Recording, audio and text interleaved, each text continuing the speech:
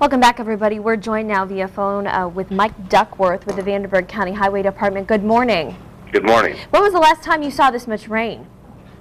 Well, I think one of the reporters last night said we haven't had this much since the 1800s, so I wasn't around then, and it's one of those situations where it continues to amaze me, the weather patterns that we have come through this area. So I know what your department does in the snow and ice, but what can you do with rain like this?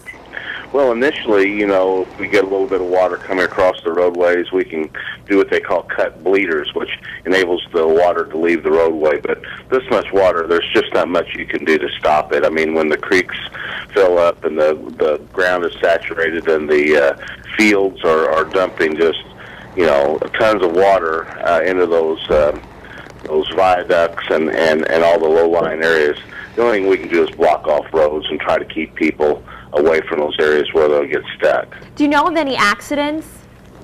I don't. I know that the Sheriff's Department worked several situations last night where people went around our signs and then got hung up. But as far as accidents are concerned, I've not heard of any. I know there may be too many to mention, but are there any particularly dangerous spots that you would recommend drivers avoid this morning?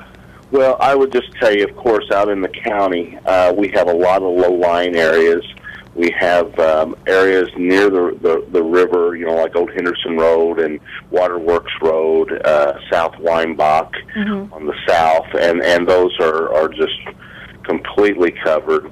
Out in the north, Old Princeton Road, there's areas of St. Joe.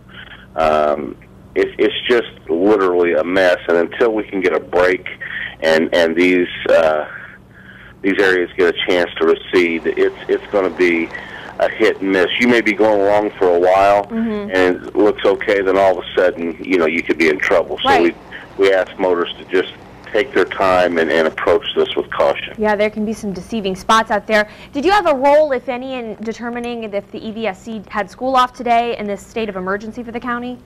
Well, I had a discussion last night with Dr. Bertram, and I was telling at that time we were probably around 70 or so different areas that we had closed off. And I think both of our concerns was getting a school bus out there at any time this morning with the amount of rain that we received and what had been forecasted, and getting it stranded. And we didn't want to put any of our students or employees in that kind of danger, and I think the decision was the right one. As for the state of emergency, when was that exactly declared, and you know, what has to happen for that to be called? Well, Jeff Korb and I spoke, and I spoke with Sherman Greer as well, and I think kind of a collective discussion took place there, and Commissioner Korb made the decision because of the fact that we were really struggling with blocking off areas because they were just happening so fast. We were getting calls every 5 to 10 minutes about another area, and we were afraid that emergency vehicles may have problems getting to certain areas. And, you know, with this much water underneath and over roadways, we're going to have to ask our county engineer to check the infrastructure of bridges and overpasses and structures within the county to make sure that this hasn't done other kinds of damage. And if that's the case, being under an emergency declaration would hopefully get us some aid if we had massive amounts of infrastructure damage. Wow, so the precautions might just be beginning. Take it slow out there. Thank you for that great information. Mike Duckworth from the Vanderburgh County Highway Department.